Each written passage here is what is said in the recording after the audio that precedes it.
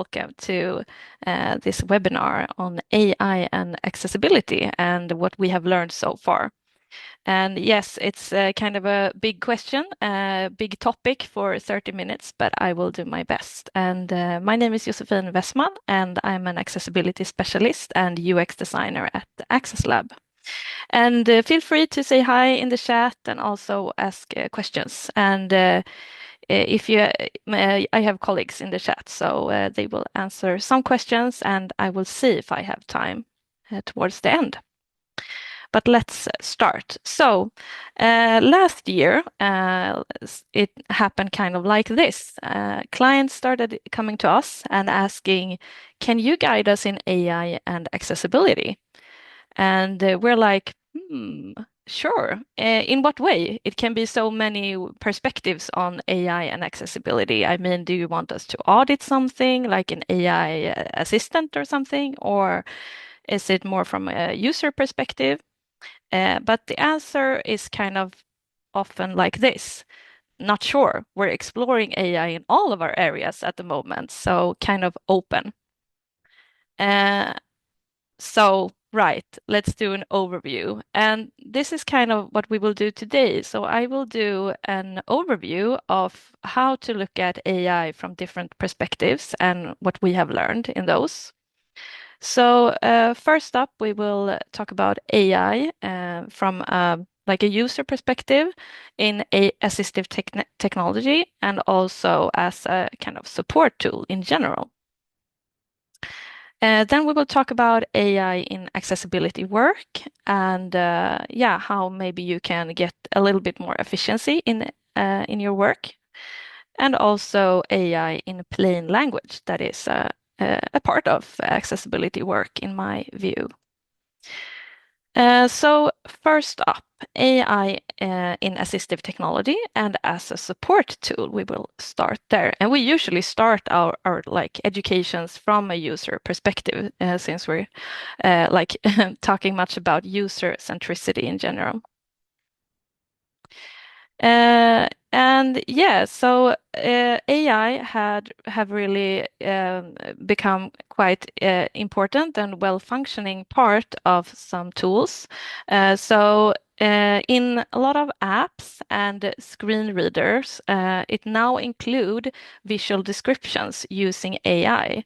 So, for example, you can have these glasses, meta glasses, that will then interpret what you see and turn it into descriptions. And in apps, for example, Seeing AI or Be My AI are two examples of such apps, but it also can be like embedded in common screen readers that they have this AI feature now. So as I said, like it can be used in glasses or from mobile units or in desktop. And the nice thing is that it can be used both then in physical environments. So you can, like with a camera on the glasses or your phone, get descriptions on like, for example, food labels or like labels or on food packages, for example. And a feature that a colleague of mine talked about is that it's nice that you can ask follow-up questions. So that is more a more nice feature that you just can't from a regular alt text, for example. But of course, errors can occur, so that is something you need to keep in mind. And I have also included a link here to a video where, with Molly Burke testing these glasses, and you will get the presentation afterwards, so you can find the links there. And as I said, you need to keep in mind that these can be errors can occur. So here's a quote from a colleague with vision impairment. I generally try to stay quite critical of AI-generated image descriptions because I know they can be wrong and I basically have no way of double checking them. So that's an issue to know about. And then if we take another perspective, now there are lots of AI captions that actually can fill a gap where there in other cases wouldn't be any captions at all. And captions are really important for people who are deaf or hard of hearing, or for other reasons that you need to follow in text as well as listening. So here is an example of a news broadcast where there maybe wouldn't be anything otherwise, and now there is captions, and it also states that it can occur errors. And also in live meetings now, you can have these AI-generated live captions. So people who maybe couldn't participate in video calls, for example, now can do that, and you can get those in like live meetings. And this is, I want to show a clip from an interview with a person that is deaf and talks about here in this clip the need for like synced captions. So then I will just play that clip so you will hear about the issue maybe with human captioning compared to synced then.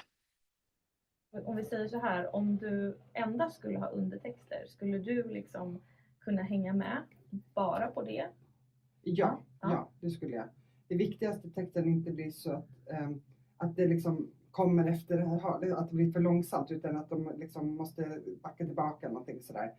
Utan att det kommer allting automatiskt. Jag vet att det är svårt att förstå att när det blir direkt sänt. Ibland så vet jag att det är direkt, men då brukar jag vänta till att se det efter till SVT Play till exempel. Där är texten bättre. Och där blir det mer rätt. Och då tar jag det senare istället än att sitta liksom, bli irriterad på att det inte fungerar. Utan då tittar jag på det lite senare och får bättre text istället. Yeah, so this person previously had this method of like waiting until it was uploaded with synced captions, but now maybe it could be quicker and better with AI captions. So I found this interesting survey that was done last year about AI through a disability lens. And it was a survey with over 1,000 participants with disabilities, and they answered questions about AI use. And it's interesting, I think, that AI here is described being used for access. So not only for like efficiency, being quicker, doing things and getting support in your work for efficiency. It's actually used much for like accessing things that are not accessible otherwise. So yeah, 80% of blind and low vision participants used AI for image descriptions. And 47% of deaf and hard of hearing participants used AI captions daily. What I would really want to highlight, but you can also dig into the report and watch a webinar here. It is they have much more results here that is interesting. But I want to highlight that these AI errors occurs and they can cause issues that can be harmful and problematic. And the issues themselves to these user groups or these groups is either difficult or impossible to verify. So for me, that signals that this like verification step, even when using AI in our accessibility work, becomes really important. And here's from the survey. AI captioned misunderstood a coworker and incorrectly showed her as saying the N-word when she was definitely not saying it, which was distressing to me. So that is one example of one of these issues. They also describe in this survey that like this is another perspective that these AI services and also like ChatGPT and Gemini a while ago themselves can be inaccessible, like technically maybe reaching with a screen reader or visually. So keep that in mind. So if you are using or planning to use AI services like in your products, you need to also make sure that these are accessible, because that is one problem that they report in this survey. And then I want to talk about cognitive support. So on my like latest user tests and interviews with people that have cognitive disabilities, it's clear to me that AI kind of serves a functionality as a support tool in a lot of ways. So I want to lift that kind of that it can really serve an important function there.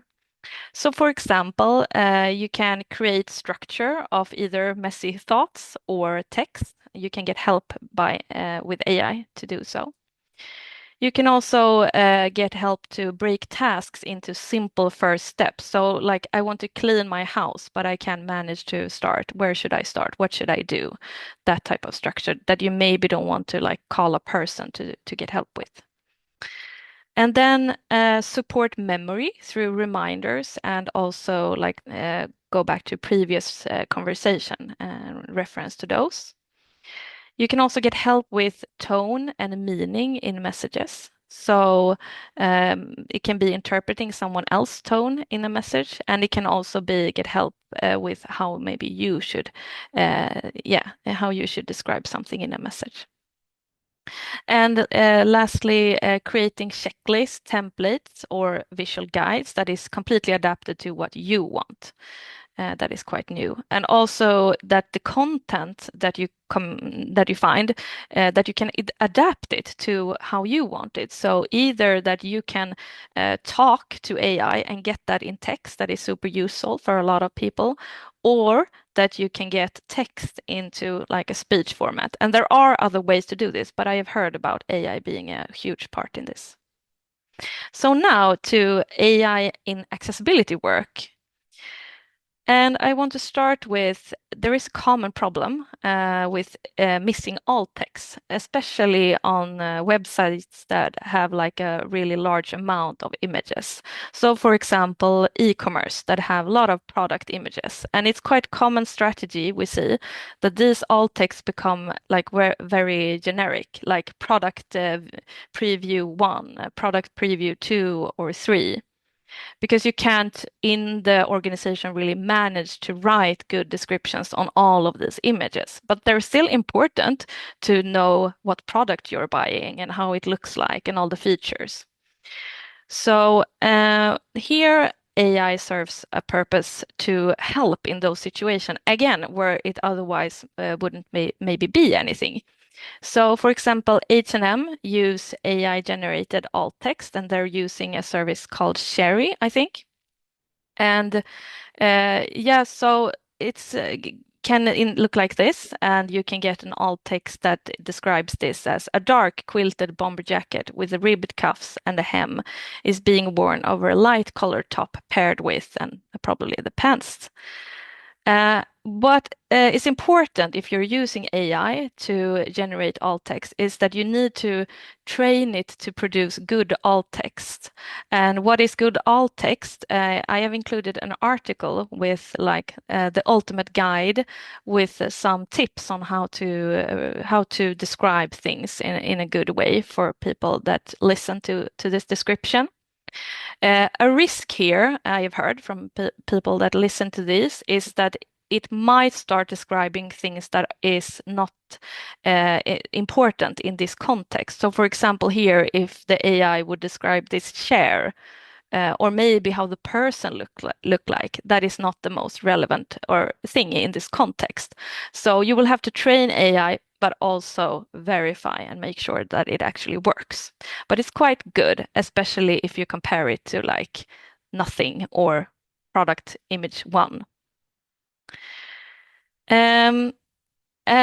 So if you look at numbers and here everywhere, lots of people and reporting on how well AI is functioning, and it might actually like preceding human performance. And here is one of those like graphs where we can see how AI, for example, like mathematical reasoning is improving, or medium level reading comprehension, or competition level mathematics is like on the rise and above human baseline. But don't be fooled. It actually struggles a lot with things that is easy to us humans. So for example, did you know that AI struggle with reading an analog clock? And there's actually something called the clock bench where you can see like on what level they are. And all of the models at the moment are way below the human baseline. So if we connect this to accessibility, I thought a while back that contrast would be quite easy for AI, because for me, contrast measurement is like one of the easiest accessibility tests that you start like learning on your first day in accessibility. And if we take an example where we would measure contrast in an image, we can see how AI performs there. So I will start with like me using a pipette tool here, and I pick the colors on the text and the background and get this number 6.48. And yeah, as I said, I thought AI would be quite good at this because yeah, like color contrast, AI can see or like take out the text quite good from images. So I thought it would be good. But if we look at just two examples here from Claude and Codex, we can see that it's showing really different contrast values between these different AIs, and we can compare that even more. So it's not really exact on the color, and they show differences. What I think is really interesting here is that it's also showing the completely like wrong color here. So here, this part is like green with like a dark blue, and a human would never like think this was a correct measurement, that you have picked the right color.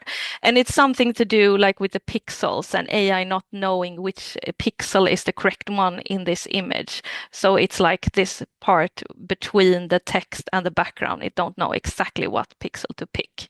But so they actually described to me the AI, because I asked them like, why did you get this wrong?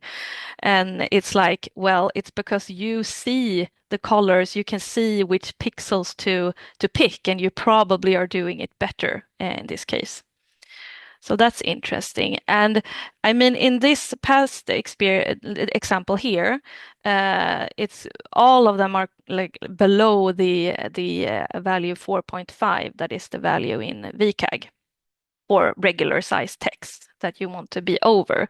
The issue of all of these differences is that sometimes we can, like, the difference can be either pass or fail. So in this case, we agreed on a lot of the contrasts here, but just looking at this one here, the 10% on all clothes and shoes, AI ChatGPT said it's something around like 4.5 to 5.5, saying that it passes. But it also knows that the smaller text like could be worth checking again. But I mean, it passes it. So if an AI would like audit this and test it, it would pass this image. But when I tested it, it failed. So AI's like the differences in measurement really can come into play and can determine passing or failing. So this isn't reliable at all using AI for contrast in images, and other accessibility specialists have experienced the same. So then I want to talk about how AI sort of amplifies human patterns, and it does that in many ways. So for example, here before, if AI would generate this clock, it would really strongly always do like 10 past 10, even if you ask it for other times, because it's so heavily trained on the pattern looking like this, all like 10 minutes past 2, because it looks like balanced on the image, I think, like in a clock store. So this is an example that like everything that is common out there that AI is trained on, whether it's code, text, or images, AI will like amplify that and produce more of that. And that means inaccessibility too, and also like stereotypes and like not being inclusive. I also want to send a tip here, like Per Axbom have several great articles on AI and how it can reinforce bias and stereotypes. So really, I encourage you to read those. They are good. So I have taken like some examples to show you that what I want to say is that AI is not to be viewed, in my view at least, as a complete solution. And other accessibility specialists are talking about this in articles like beware of AI accessibility audits and AI won't solve accessibility, because it's very complex to determine accessibility, and it's really from a human perspective in the end. So determining if something is logical and understandable with a screen reader, or so all of the interactive elements, for example, that is something where AI is also quite limited. So it's not to be viewed as a complete solution. That's something I really want to highlight today. And I know that there's a lot of people using AI to get advice from and to talk to in chatbots. What I want you to do is to make sure that the AI you talk to and get advice from maybe is based on resources that you trust. So you can send it resources that you trust, like WCAG, for example, or standards. But if you don't do that, I maybe would turn to something like this. Here is Ask Amy, and that is a chatbot that is really focused on accessibility and are like based on resources that at least I feel like give a little bit better accuracy in the answer. So maybe errors can occur. That is same for all AI stuff. But if you don't like pre-train or do anything with your AI, I would turn to this. Then AI as plain language support. So I have been quite harsh on AI, but actually when it comes to language and plain language, it's quite good because it's good with text. So the potential here I see is that it can analyze text quite well and describe plain language issues. It can also create simpler versions of text quite well. It can summarize long texts, and it can also suggest structure for text, such as headings. And something I find quite useful is that it can suggest simpler word choices or synonyms to use when I don't like come up with anything. I know that something needs to be easier, but I don't know how. Then it's quite useful. But there are, of course, pitfalls. It can create quite long text or too short, but more commonly quite long. It can also be redundant information. So you know what is the most important thing to say in a text, which is really important in plain language, that you stick to what's most important. And AI don't know what's important in this context. So it can prioritize explaining wrong information, missing the point. So things like that can happen. And it can also be inconsistent in wording. So if two people use different AIs, it can generate two different texts that together become quite inconsistent. But these issues can, of course, be tackled to a degree. Be sure that you prompt AI to use plain language principles. So here in Sweden, we have klarspråk, that is like the way to write simple. Make sure that AI knows that this is what you're talking about, that you want. Or if you have like plain language writing guides or stuff like that, you need to use that, prompt your AI with that. It can also be that you prompt AI because you know of the bias, you know the risk of AI not understanding that you want your text to show inclusivity. So you also want to prompt AI to be inclusive, like with inclusive design toolkit or with inclusive language guides, things like that. Make sure that it understands what you want. And this boils down to what I really want to send with you, that even if AI can be used for efficiency in either like accessibility work or in plain language work, you can view AI to be like a junior, really fast colleague of yours, but you're the boss, you're the one supervising. And what does that mean? It means that you provide relevant background material for the task. What guidelines should it use? Example text, context, and also the target audience. You need to give a clear instruction to this junior colleague of yours. You need to write a clear prompt. And when you get something, give feedback on it and iterate. That is something that works quite well.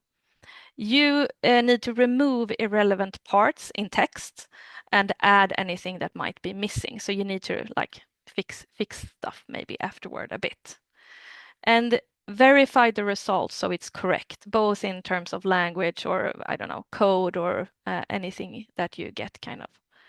And for that, you need to know the field. So you can't get around like learning about accessibility. That's probably like my most important point here. You still need to learn so you can verify contrast or other things. And if you don't, you need to bring in someone who knows, an expert on the matter. My conclusion then, what have we learned so far? From my view, computers can be a help, but it can't really assess or decide what's true from a human perspective, what is inclusive from a human perspective. And yes, this amazing illustration here illustrates this, that AI, I wanted an illustration and I wanted to add glasses to it. And it's like, here it is, you're welcome. Because it can't really decide what's true from a human perspective. So we had a lot of turns to get the glasses on the right spot. And AI really have a potential, I see. So I don't want to be overly negative because it has a potential as a tool in accessibility work and for people's everyday life in assistive tech and such. So it's really important. It has good potential. But there are also the risks, and we need to take those into account. And your knowledge of standards, user needs, and context is key. So going on in the future, there's so much more we can explore, and we need to do that with, in my view, with curiosity, but also skepticism, so we don't use this in the wrong way or where it's not needed or helpful, but we need to explore. Yeah, so thanks for listening. And here is my email address, and feel free to drop me an email if you want support in any way, maybe with your AI project, I don't know. And also sign up for our newsletter, and you will get notified about these types of webinars that we're having today. There are also some courses that you can take, prep courses, for example, for CPAC, VAS, and ADS.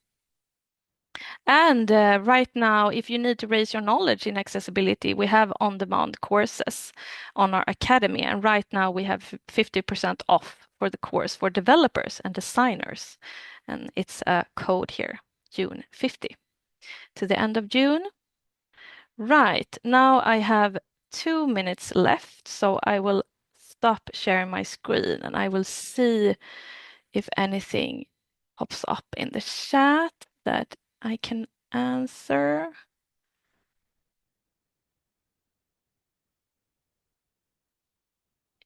I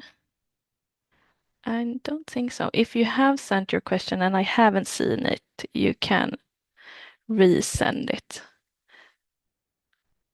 And I hope you have found it interesting and maybe learned something new today. There is so much more we can dig into going forward. Yeah. Thanks for today, everyone.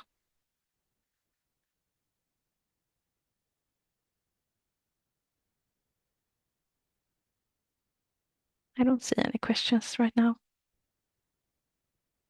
Nice. And have a good weekend, everyone, since it's Friday also.